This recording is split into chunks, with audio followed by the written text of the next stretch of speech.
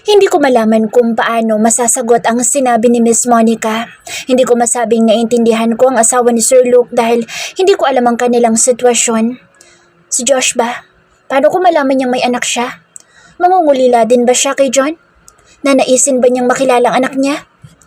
Ipinilig ko ang ulo sa naisip. Hindi ko gugustuhin ang mapunta sa ganoong sitwasyon. O sige na, let's call it a day. Tingnan mo yung apartment ha, at baka magugustuhan mo. Untag niya sa akin. Marahil napansin niyang seryoso ako nag-iisip dahil sa sinabi niya. Mukhang gusto ko na talaga ang apartment na yan, Miss Monica. Kaya reserve mo na sa akin yan. Sagot ko. Pagdating ko sa inuupahan ay agad kong sinilip ang mga photos ng apartment na iniaalok sa akin ni Miss Monica. Hindi pa man ina-imagine ko na kami ni John na nandoon. Masaya ako. Alam kong ito ang gusto ko, ang makapagsimula muli. Dito ako muling bubuo ng mga pangarap kasama ang anak ko. Alam kong kahit kami lang dalawa ay sapat na. Hindi na niya kailangan ng ama. Josh POV. After a month, life seems to be returning to normal. Was it? I have no idea either. I can't put into words the way I felt whenever I look at Melody. 3 months ago, I was certain that she was the woman I wanted to marry. It's a shame. I'm confused right now. Hey, what's wrong? Malambing na tanong sa akin ni Melody. I could tell from her expression that she is worried about me, and I feel like a terrible person. We're out on a date, and I can't help but feel awkward. I forced a smile as I shifted in my seat. Nothing. May naalala lang ako. Sagot ko. Melody narrowed her eyes at me as if she was trying to figure out if I was telling the truth. Kahit ngayon lang, kalimutan mo muna ang trabaho, Josh. You deserve to rest and relax. Sagot niya. Yeah, I'm sorry, babe. What are you saying again? Tanong ko. She smiled shyly at me. Halata ko din ang pag-aalangan niya nang muling magsalita. About the wedding? Napigil ko ang paghinga. Para bang may mabigat na bagay ang dumagan sa aking dibdib. Suddenly, all my excitement for our wedding had vanished. I can't believe this. Hindi ako ngayon pwedeng magdalawang isip. I want it to be a small ceremony. We'll only invite a few close relatives and friends. Maybe 50 people at most. Pagpapatuloy ni Melody. Sure, if that's what you want. Sang-ayon ko. I lock my gaze on Melody. She is the type of woman every man would dreams of. Pretty, modest, and kind. I have no reason to be hesitant regarding this wedding. There's no reason for me to lose my love for her. She's not only my fiancée, but also my closest friend. Hey, are you listening? Muli ay untag niya sa akin. Yes, I am sorry. What is it again? Tanong ko sa kanya. Humugot siya ng buntong hininga saka muling nagsalita. Babe, I can tell you are not okay. May problema ba? Bakas na ang lungkot niya. How can I tell her my problem? Baging ako'y hindi sigurado sa nararamdaman. Nothing. I am just probably tired. Paiwas na sagot ko na lang. I'm sorry, babe. Inabot ko ang kamay niya at pinisil iyon. Tinitigan niya ako. Nababasa ko ang lungkot na nakalatag sa kanyang mga mata ngunit pilit siyang ngumiti. It's okay. I understand. Kahit nung una tayo nagkakilala ay alam ko na sitwasyon mo. You're a man carrying a heavy burden and I promised myself that I would fix you. I'll assist you in getting back on your feet. That is why, no matter what, I will try to understand you. A wave of guilt engulfed me. She speaks the truth. I was a broken man when we met. Siya ang tangang tumulong sa akin. Hindi ko dapat kalimutan iyon. Sa mga oras na nalugmok ako at ang aking pamilya, siya ang dumating para sagipin ako. I know, and I am grateful for that. An intimate wedding is fine with me. Sagot ko. Agad na nagluwanag ang kanyang mga mata sa tuwa. Really? Thank you, babe. Will it be okay with your family? Of course. Tayo ay kakasal kaya tayo masusunod. Ang mahalaga sa akin ay kung ano ang gusto mo. Nakangiti kong sagot. Halata ang saya niya dahil sa pagpayag ko sa gusto niya. Dahil ayoko makita siyang malungkot, ay inalis kong isip sa mga bagay na bumabagabag sa akin. I tried to pay my undivided attention to her. Tulad noon, magaan siyang kausap. Siya yung klase ng tao na positibo sa buhay. Anya ay tiwala siyang mapapalago ko ang mga negosyong pinapasok at muli ko may aahon ang click it sa pagkakalugmok nito. Lucas is currently reviewing my proposal. Do you remember him? The man we met last year at Josh. Bigla iputol niya sa sinasabi ko. Tiningnan ko siya na noon ay napahilot sa noo. I am tired. Let's go home. Bigla ay aya niya. Sorry, have I bored you? Nag-aalalang tanong ko sa kanya. Of course not. I am happy to hear your progress. Alam mo naman na ako ang kauna-unahan magiging masaya para sa'yo. Nakangiti niyang sagot. Biglang napagod lang talaga ako. I understand. Let's go. Ihatid na kita. Tumayo ako at inalalayan siya palabas ng restaurant. Sa labas na naghihintay ang driver namin.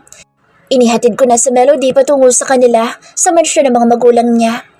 Melody currently lives at her parents' place.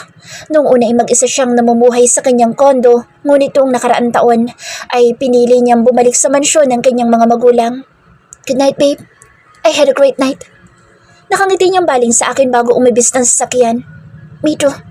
Sagot ko. I leaned in and kissed her on the lips. Siya ang naunang kubala saka ako tinitigan. Why? Natatawang tanong ko. Wala. Sige na. Hindi na kita aabalahin. It's late and I know you still have a lot of work to do. Pagtataboy niya sa akin habang pigil ang ngiti. Matapos yun ay bumaba na siya ng sasakyan. Tinawanan ko lang siya habang papasok sa loob ng kanilang mansyon. Kumaway pa siya sa akin at napansin ko din ang daddy niya na nakatanaw sa amin buhat sa terrace sa ikalawang palapag. Seryoso siyang nakamasid sa akin bagamat tumango nang mapansing nakatingin ako sa kanya. Saan na po tayo, sir? Tanong sa akin ng driver ko. Sa mansyon? Sagot ko. Ayokong bumalik sa aking condo unit. I don't want to be alone tonight. Pakiramdam ko'y kailangan ko ng makakausap. Alam kong puro sumbong tungkol sa pambababae ni daddy ang sasalubong sa akin ni mommy pero mas pipiliin ko pa iyon kaysa mag-isa ngayon.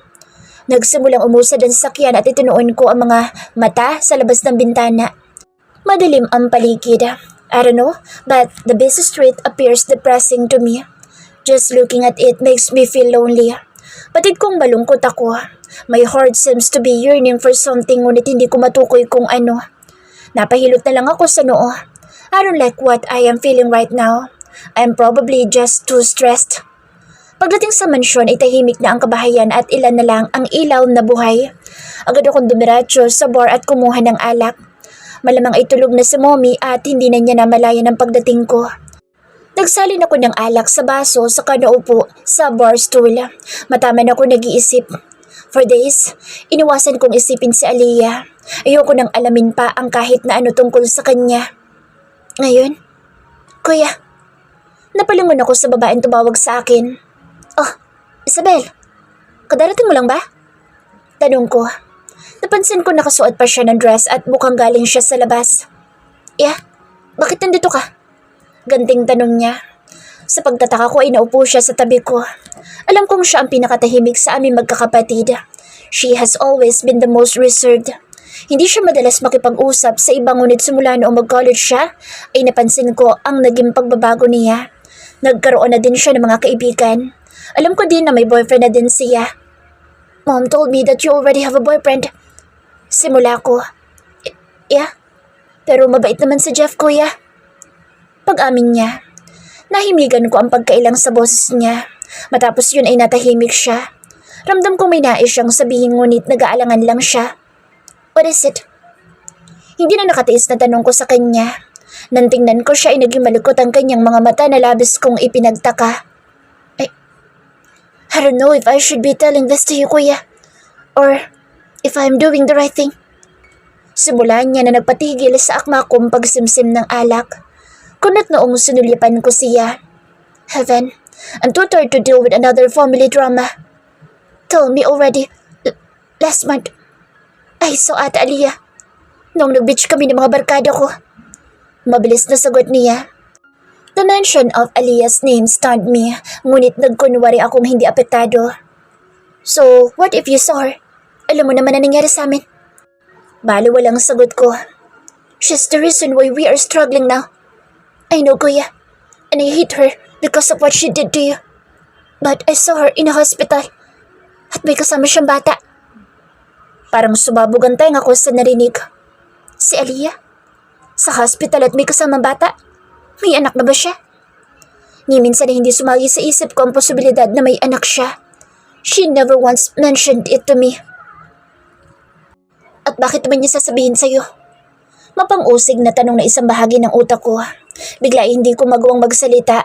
Bakit sinasabi ni Isabel sa akin ito ngayon? May posibilidad bang ang bata ay... Parang may bumara sa akin lalamunan at naging kay bilis ng pintig ng aking puso. Naging mabigat na rin ang paghinga ko. Mas lalo pang nadagdagan iyon nang makita ko ang reaksyon ng aking kapatid. What are you trying to say, Isabel? And why are you telling me this now? May kataasan na ang boses ko. Slowly, I am losing my temper. I needed answers to my questions. The child is around 2 or 3 years old. At wala naman sana akong pakialam sa kanila, but I noticed that the child look exactly like you, kuya. Parang bombang sumabog sa ulo ko ang mga salitang binitawan niya. Pakiramdam ko'y umusok ang tenga ko at wala akong ibang marinig kundi ang paulit-ulit na salita ng aking kapatid. He looked exactly like you.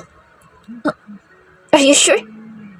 Wala sa sariling tanong ko kahit pa nga hindi ko na magawang unawain ang naging sagot niya. Hindi ko magawang iproseso ang sinasabi niya ngayon. I have no idea how to react, what to say, or even what to do at this point. Kuya, are you listening? Untag sa akin ni Isabel. Nang sulyapan ko siya ay nahalata ko ang pag-aalala sa mga mata niya. Yes. Sagot ko kahit pa nga ang totoo ay napakagulo ng aking isip.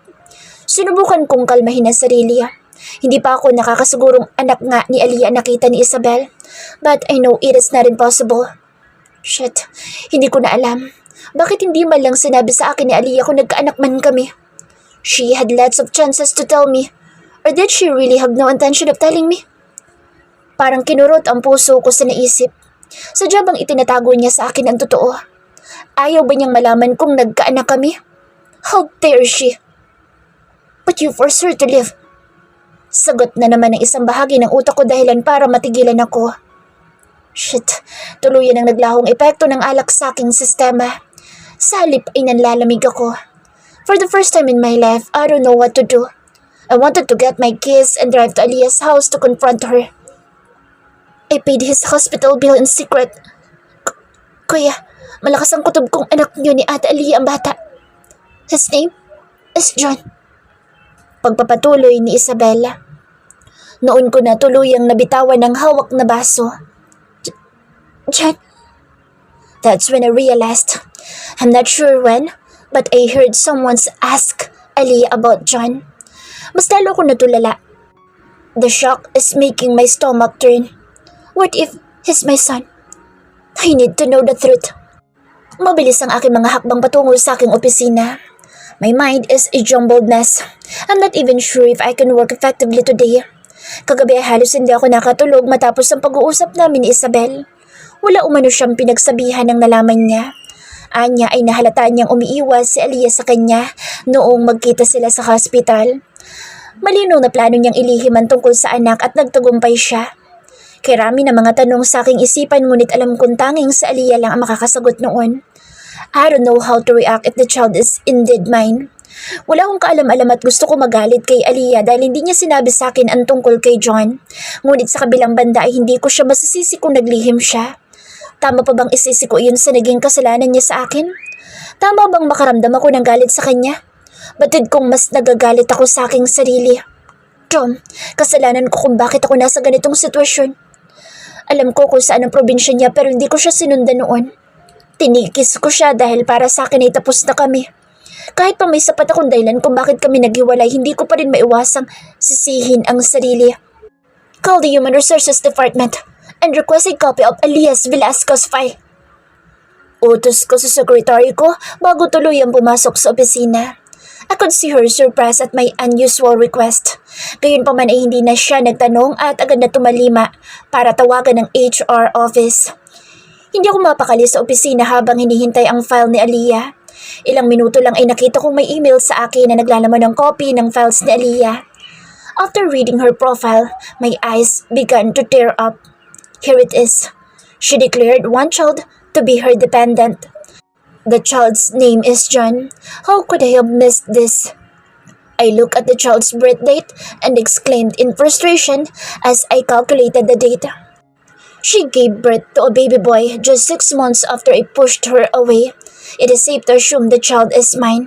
But she never told me, and I understand why. Para akong nauupos na kandila, I suddenly regret asking her to resign. Para na ako mababaliw dahil hindi ko na alam ang iisipin at ang nararamdaman. I'll convince myself that my choice was right one moment, then regret it at the next. Samot-saring emosyon ang nararamdaman ko ngayon, ngunit sa lahat ng iyon ay guilt at pagsisisi ang nangingibabaw. Will I be able to face Aliyah again? Anong sasabihin ko sa kanya? Nagulat pa ako nang mapansin na luhang pumatak sa aking mesa habang nakatitig sa file ni Aliyah.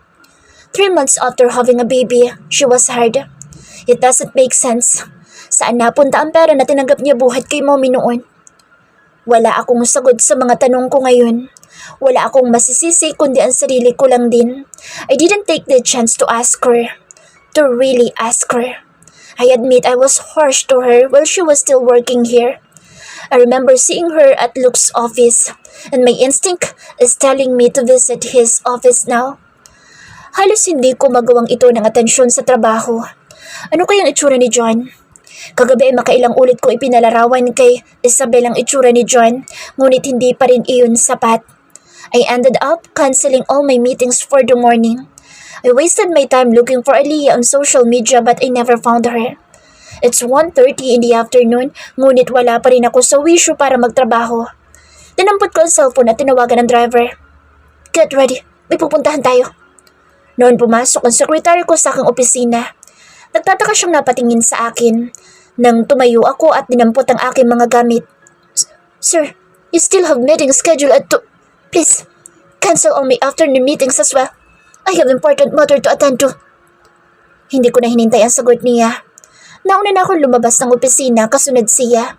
Batid kong sa isang conference room na nanadaanan ko ay nandoon ang ilang company executives na naghihintay sa akin, ngunit hindi ko sila pinansin.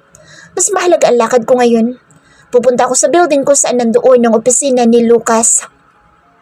Nasa ground floor na ako at naghihintay sa driver ko nang matuon ang atensyon ko sa lady guard na naka-duty sa entrance. Namukhaan ko agad siya. Siya yung madalas kong makita na kausap ni Aliyah. Halata ang takot at pagkailang niya sa akin ang sulyapan ko siya at hindi ko siya masisisi. Naalala kong isa siya sa mga napagalitan ko noong mga unang araw ko dito. Iniiwas niya ang tingin sa akin at sa halip ay nagbasa sa logbook. Humakbang akong papalapit sa kanya habang iniisip kung ano ang magandang idahilan sa itatanong ko sa kanya. Sir, good afternoon po. Nagkakandautan na pagbati niya nang makitang nasa harap niya ako. Good afternoon. May gusto lang ako itanong sa'yo. Direkta kong sabi.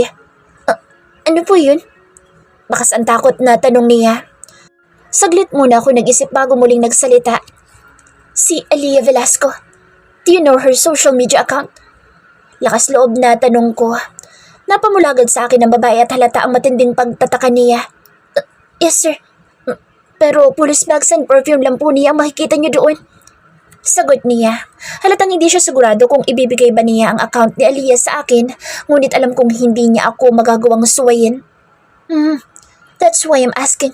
Gusto kong tumingin ng mga iniaalok niyang bags. Shit, I feel like such a fool right now. Mas lalo akong nailang sa naging tingin sa akin ng aking kaharap. Tila hindi siya makapaniwala sa sinasabi ko ngayon. Dinampot niya ang cellphone at nagtipa doon. Napakunot ang noo ko pagkakitang kakaiba ang pangalan ni Aliyah sa social media. As if she is trying to avoid being seen. Hindi kaya sinusubukan talaga niyang magtago? Na maging siya ay hindi gusto ang pagkikita naming muli? Nasimula pa lang ay plano na talaga niyang lumayo? Kaya ba kusa siyang nag-resign bago ko pa man siya alisin sa trabaho?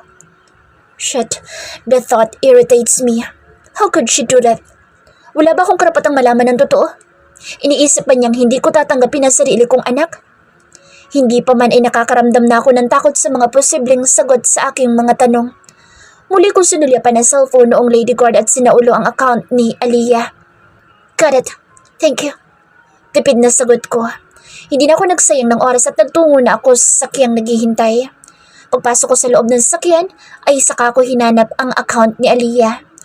Mga bags at pabango agad ang bumungad sa akin.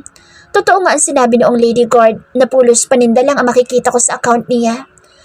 Napatigil ako sa pag-scroll na makita ang picture niya na kaka-upload lang, mahigit isang buwan na. It was taken the night she received an award from this company. She's smiling in the photo. Bagay na hindi ko madalas makita sa tuwing magkaharap kami. Kaisa-isang picture niya iyon sa kanyang account. Tinitigan ko siya na noon ay nakaayos bagamat napakanipis lang ng kanyang makeup. She looks stunning in the photograph. I don't understand how a woman who seems so innocent could betray me. Paano niya nagawang ipagpalit sa pera ang pinagsamahan namin? Ipinagpatuloy ko ang pagtingin sa account niya. Walang katapos sa mga bags at pabango ang laman ng account niya. Hanggang sa nakita ko ang picture ng isang baby. Nahugot ko ang paghinga ng matitigan iyon. Naka-close up ang kuha sa mukha ng bata na noon ay natutulog. Tanging ang mga mata at ilong lang ang makikita. Siya ba si John? Hindi ko alam kung matatawa ba ako sa sarili ko dahil ramdam kong tila may bikig sa aking lalamunan at nagtubig din ang aking mga mata. Ano pang inililihim mo sa akin, Aliyah? Sir, nandito na po tayo. Baling sa akin ang aking driver. I took a deep breath and tried to calm myself down before stepping out of the car. Pumasok na ako sa gusali ngunit natigil ako sa paghakbang nang nasa tapat na ako ng elevator. I can't decide whether to wait for Aliyah here or go to Luke's office. Hindi ko alam kung nandito nga siya. Anong sasabihin ko sa kanya? Bumukas ang elevator at papasok na ako nang may babaeng bumati sa akin. Mr. Castillo? Nang sulyapan ko siya ay nakilala ko agad siya na empleyado ni Luke. Yes, Miss Monica. Nakangiting pakilala niya. Andito po pala kayo. I remember now. You are Luke's assistant, right? Kunway tanong ko.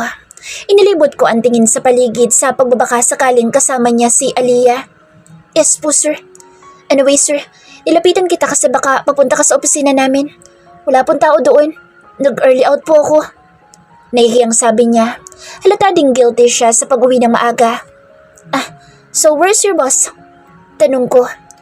Wala po si Sir Lucas eh. Nasa business travel at kaalis lang kanina. May ina-inspection po siya sa Davao at 5 days sila doon. Agad ako nalumo sa narinig ngunit hindi ako nagpahalata. That man is quite impressive. He works extremely hard. Kunway komento ko. Yes sir, very workaholic po si Sir Lucas. Naka-line up na po ang project niyo. Maingat po kasi si Sir, hindi siya basta pumipirma kung hindi niya pa nare-review ang mga designs. Tumango ako kahit pa ang isip ko'y nasa ibang bagay na. So, wala si Aliyah dito? Hindi ba siya nagtatrabaho kay Lucas? Kung gayon ay asan siya? Nang magpaalam si Miss Monica ay agad na rin akong humakbang palabas ng gusali. There's no reason to stay here if Elias isn't here. I gained my composure. I know I've been acting stupid since this morning. Muli kong binuksan ang profile ni Aliyah na nakasave sa akin cellphone. Nandito lahat ng kailangan ko at madali lang para sa akin nang ipahanap siya. I dialed Henry's number. I need to talk to him. Siya lang ang pinagkakatiwalaan kong makapagbibigay sa akin na maayos na payo. He's the more level-headed and reasonable one of us. And I know he'll help me find Aliyah and my son. Aliyah's POV. Sinulyapan ko si Sir Luke na noon ay seryoso habang naghihintay kami sa susunod sa amin sa airport. Sabado ngayon at sa wakas ay makapagpapahinga na rin ako. Hindi biro ang pinagdaanan ko sa 5 araw namin sa Davao. 3 planta ang pinuntahan namin. Lahat yun ay kasama ako sa inspection kaya pagod talaga ako. Hindi ko naman magawang magreklamo dahil una pa lang ay alam ko na ang magiging trabaho ko. Ito ang kapalit ng malaking sweldo na inalok niya. Nagulat din ako nang abutan niya ako ng sobre kanina at nang silipin ko iyon ay pera ang laman noon. Bigay umano niya iyon sa pagsama sa akin. At sino ba naman ako para tumanggi?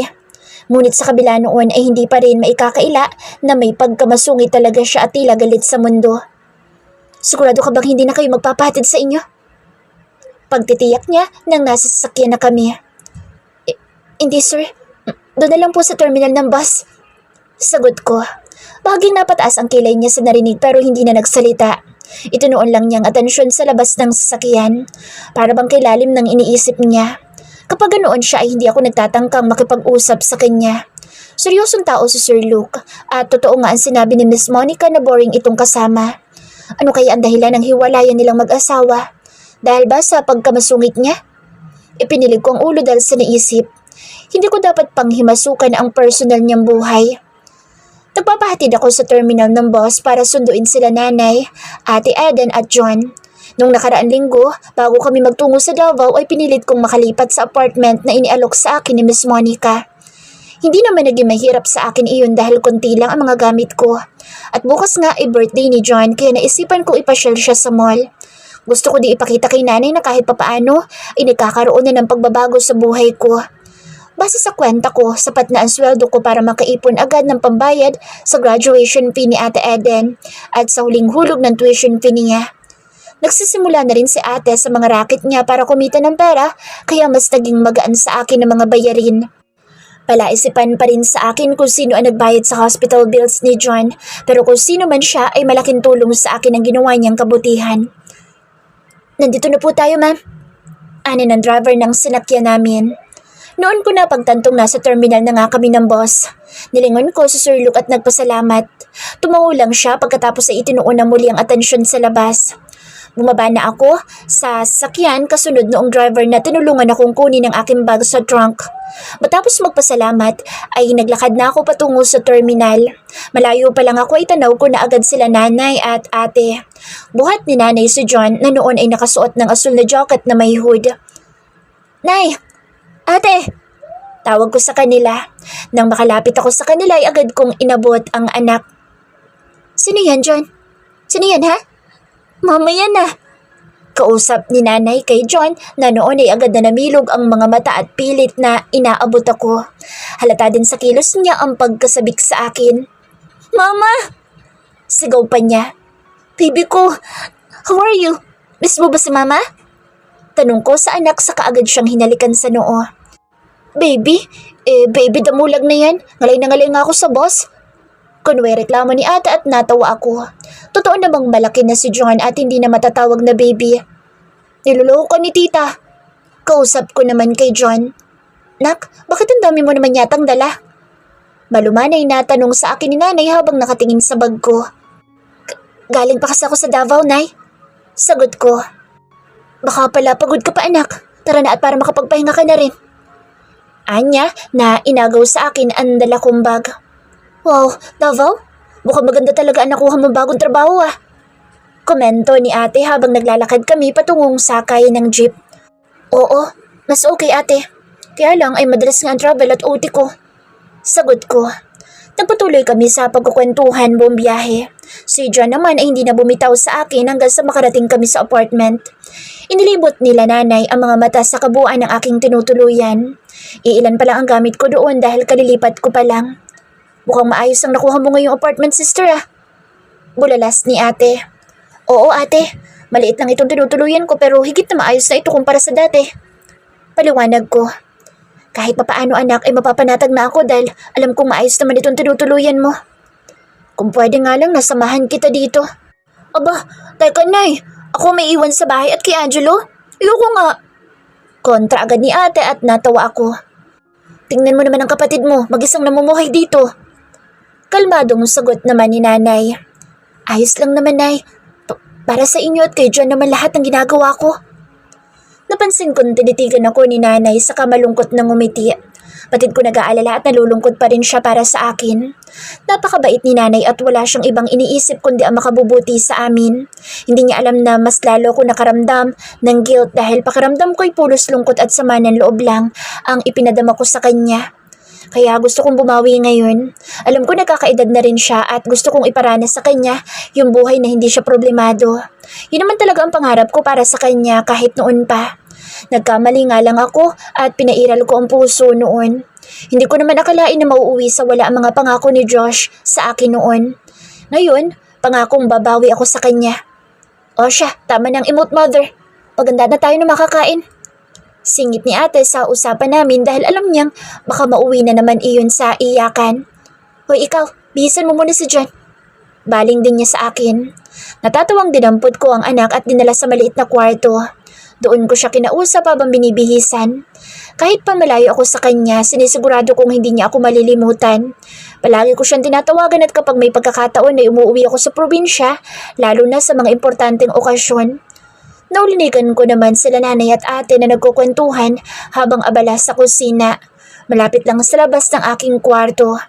Napangiti na lang ako sa sarili kahit na papaano ay nararamdaman kong nakakabawi na ako sa kanila.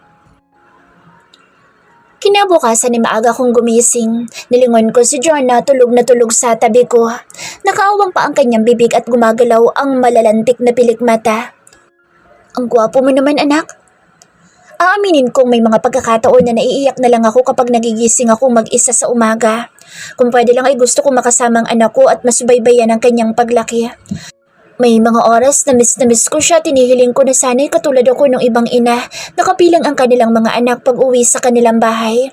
Ngunit alam kong hindi pwede ang gusto ko. Kailangan ko magsakripisyo para sa amin. Hinaplos ko ang pisngi ng anak ko at dahil doon ay kumilos siya at bumago ng pwesto. Napangiti na lang ako habang pinagmamasdan siya. Ayoko mang tanggapin pero kumukha talaga niya si Josh. Ang mga mata, ang hugis ng ilong at labi, at maging ang buhok ay nakuha sa kanya. Para siyang pinaliit na version ni Josh.